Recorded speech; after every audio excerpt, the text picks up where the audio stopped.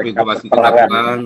Ya, Israel sejak 7 Oktober ya. kalau Indonesia kan mengklaimnya kan menang Hamas, tapi tadi Ah, mungkin sudah saya tunjukkan semua dari ChatGPT ya bahwa itu kan perspektif dan memang kalau bilang oh Israel kecolongan, oh enggak, men ini hidupnya kan Israel kecolongan nih katanya enggak, memang sengaja karena si Netanyahu kan sudah mau ditangkap kalau mau diadili sama rakyatnya sendiri, makanya dia cari musuh di luar, gitu kan. Dan hmm. perangnya berkepanjangan memang sengaja, nggak akan dihentikan cepat-cepat perangnya. So, makin lama makin baik sampai Netanyahu lolos. Makanya kan kemarin isunya kan si Donald Trump kan minta supaya Netanyahu jangan disidang kan.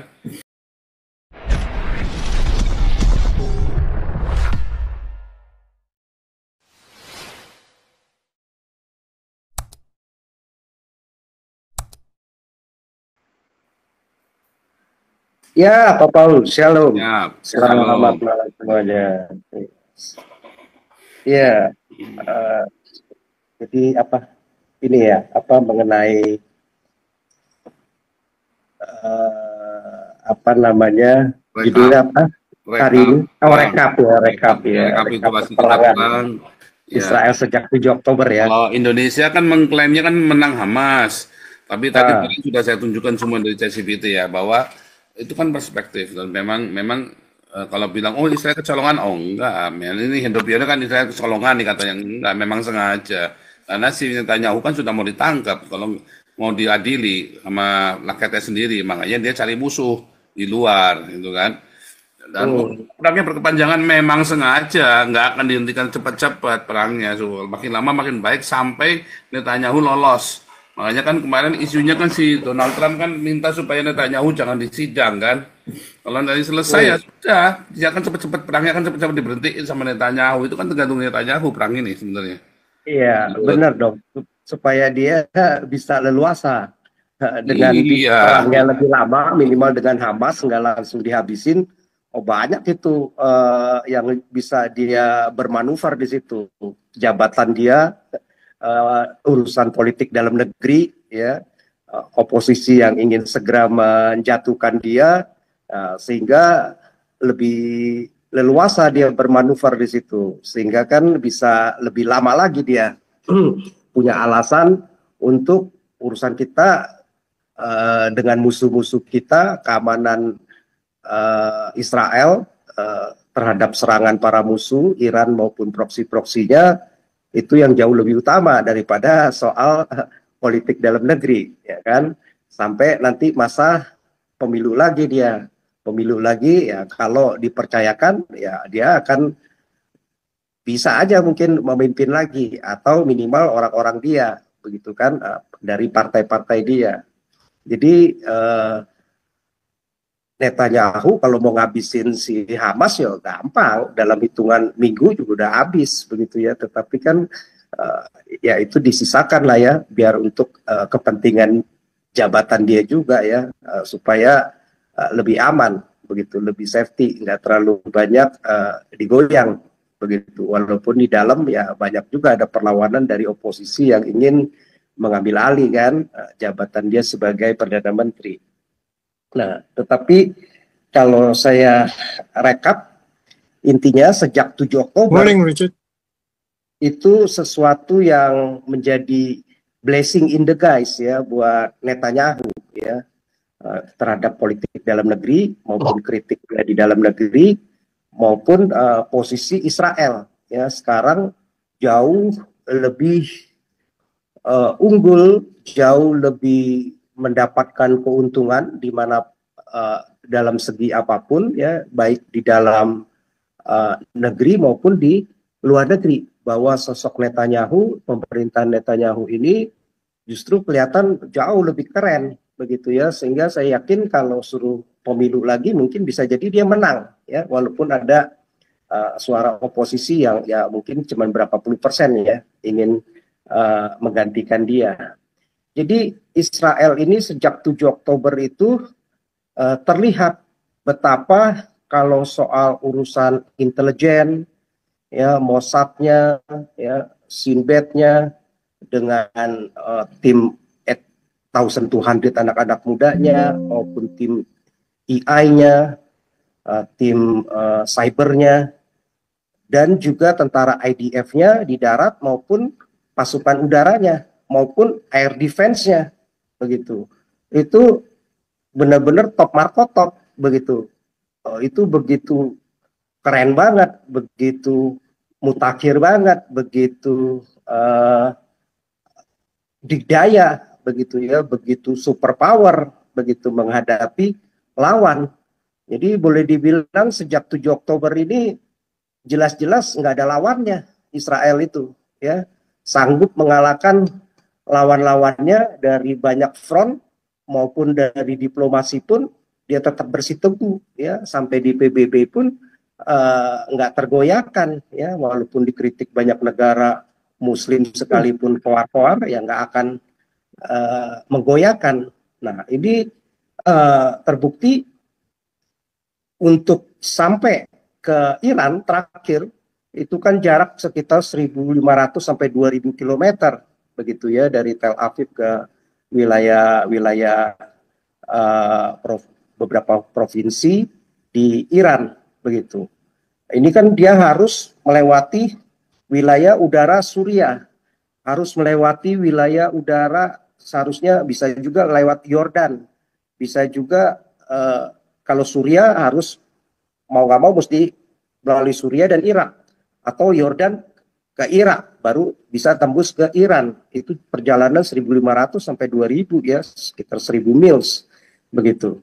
Nah, kalau dulu Suriah itu masih dipegang rezimnya Al-Assad ya, itu kan musuh Israel. Ini benar-benar proksinya Iran juga ya, sebagai satu state, satu-satunya proksi Iran yang berupa state, berupa negara, sokongan Al-Assad ini kepada si Khamenei, rejimnya Khamenei, Iran begitu. Nah, dulu terkenal dia punya jaringan radar, jaringan rudal di lanutnya dia, lanutnya Suriah ya, sebelum Arab Spring itu Suriah itu terkenal begitu super power juga ya, begitu strong juga, begitu kuat juga kekuatan rudal dan radarnya Suriah, sehingga nggak gampang ditembus. Dan mungkin pesawat Israel kalau mau menyerang Iran melalui wilayah udara Suriah, wah itu harus benar-benar bertempur habis, dan bisa jadi mungkin akan jadi problem karena mungkin pengisian bensinnya akan jadi masalah begitu ya. Tetapi yang ada justru bersyukurlah ya, rejim ini jatuh begitu ya, rejim ini jatuh dan digantikan, lalu dalam beberapa hari kemudian kita bisa lihat Israel menyerang beberapa air defense-nya si Suriah dan juga fasilitas-fasilitas persenjataannya begitu. Kalau dia mau melalui Yordan, Yordan udah minta, walaupun dia punya hubungan diplomatik dengan Israel, ya Israel jangan melintas pesawat-pesawatnya di langitnya Yordan begitu. Nah, tapi untuk menghormati, ya akhirnya kan Israel juga nggak pakai langitnya Yordan untuk melintas pesawat-pesawatnya untuk menyerang Iran ya, sehingga diabaikan. Akhirnya yang ada dia melalui Suriah dan Irak begitu. Nah, kalau Irak ini kan memang setelah Saddam Hussein dan perang saudara ya, mereka akhirnya kan begitu lemah air defense-nya. Dan di sana juga jangan lupa ada grupnya Kurdistan. Nah, Kurdistan ini kan cukup bersahabat ya dengan Israel begitu, karena tentara Kurdi ini kan banyak mendapatkan sokongan dari Amerika ya, dan Israel juga begitu. Nah, jadi dipakailah wilayah itu ya, Suriah yang sudah melemah dan Irak, dan itu timingnya bagus ya, jadi tepat waktu dia mau menyerang Iran, nggak serta-merta waktu 7 Oktober dalam hitungan minggu atau bulan, tidak, tetapi setelah Assad jatuh diserang habis itu karena di situ kan waktu itu juga masih ada Rusia ya, beresiko untuk front terbuka juga dengan Rusia begitu. Nah, jadi planningnya, koordinasinya, kapan ngambil momennya, wah itu top markotop itu ya kalau di dunia militer, keren begitu. Dia bisa ngatur itu strateginya, sehingga kalau ngomong Palestina, Hamas di Gaza ya udah hancur lah ya, udah dicincang semua itu, udah dipotong-potong itu, udah dibasmi, udah dibakar, udah di apa tuh, udah disemprot semua tuh ya, sampai ke got-gotnya juga hama-hamanya udah pada keluar ya, terbukti dari 60 ribuan itu saya rasa 20 ribuan lebih sampai 25 ribu tentara Hamas, 40 ribuan bisa-bisa sudah COVID semua begitu ya. Mungkin sekarang sisa cuman ribuan saja, nggak sampai puluhan ribu lagi tentaranya begitu. Dan pergudangan senjata, rudal-rudalnya, terowongan-terowongannya habis. Bahkan pemimpin-pemimpinnya Haniyeh habis, Yahya Sinwar habis, komandan-komandannya habis, menteri-menterinya habis, pejabat-pejabat teras tingginya semua habis, hancur begitu.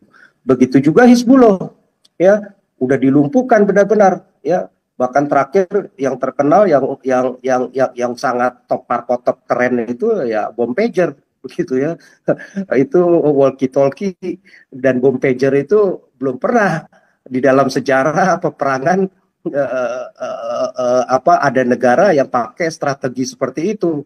Sontak itu bikin down mental tentara Hizbullah, itu langsung jatuh itu ya, terkaget-kaget ya, lato-latonya pada cacat semua begitu. Nah, jadi akhirnya dengan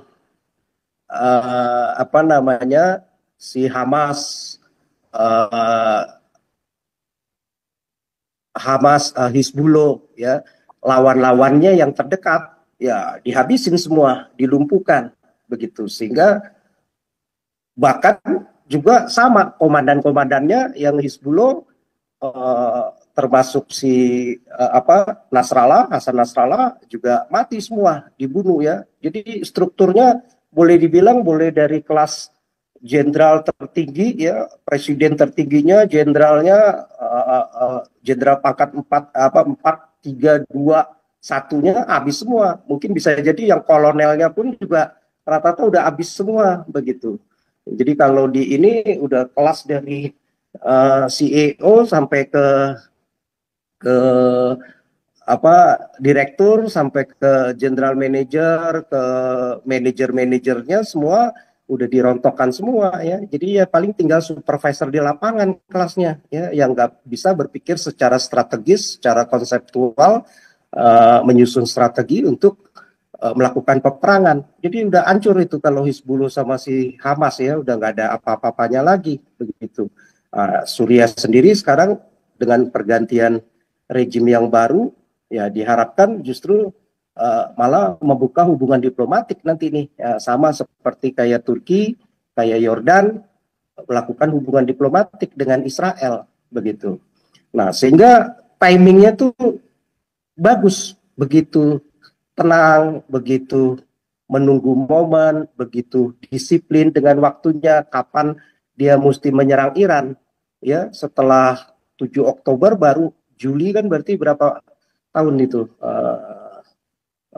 hampir 1 tahunan ya lebih, baru dia bisa serang Iran. Nggak serta-merta dalam waktu segera setelah 7 Oktober membabi buta menyerang Iran yang sebagai biang keroknya selama ini, yang selama ini mendanai, mempersenjatai, melatih, memprovokasi untuk melenyapkan Israel. Nah, tetapi mampu Israel itu dengan tenang, ya, dengan cool, begitu ya kalau bahasa gaulnya sekarang, begitu. Tetapi dia bisa nunggu, dan Israel ini juga begitu luar biasa ya. Jadi wilayah-wilayah yang dia mau lewati dengan serangan udaranya, ya dihabisin tuh jaringan udaranya, pangkalan militernya Suriah, landutnya Suriah, begitu dihabisin. Padahal itu kan dulu disupport sama Israel dan cukup kuat begitu, sehingga akhirnya setelah dihabisin semua, ya barulah nunggu waktu dia menyusun untuk menyerang Iran begitu.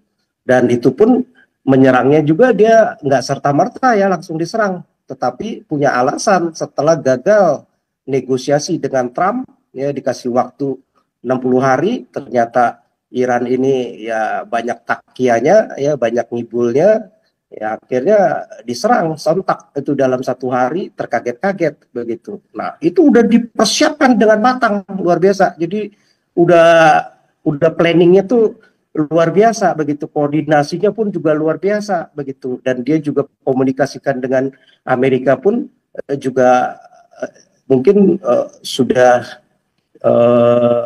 dikoordinasikan begitu ya. Nah, tetapi kan mungkin Amerika waktu itu nggak mau ikut-ikutan untuk perang ini, yang udah diserahkan kepada Israel. Nah, akhirnya ya kejadianlah Iran itu diserang, jaringan radarnya pun juga yang selama ini banyak disupport dengan air defense-nya dari Rusia ya, dengan S-300-nya, tahu-tahu serta udah di hari pertama kita lihat banyak serangan begitu. Tetapi sebelum serangan itu juga koordinasinya luar biasa begitu ya. Itu kan dulu kan sebelum serangan yang kemarin perang 12 hari itu 13 Juni itu, waktu diserang itu kan tahun sebelumnya kan sudah diserang juga ya dengan 100 pesawat masuk ke sana, sudah dihancurkan S-300-nya ya. Beberapa targetnya juga waktu itu instalasi nuklirnya, peluncur rudal balistiknya, beberapa markas IRGC-nya juga diserang ya, instalasi nuklirnya juga diserang. Nah, tetapi pada saat serangan yang kemarin lagi 200 pesawat masuk lagi, sehingga begitu enak, begitu menguasai, begitu begitu lenggang, begitu lenggang lenggang kangkung ya bahasanya kan. Jadi begitu santainya tuh si Israel tuh, enak aja, nggak ada perlawanan di langitnya udaranya Iran begitu.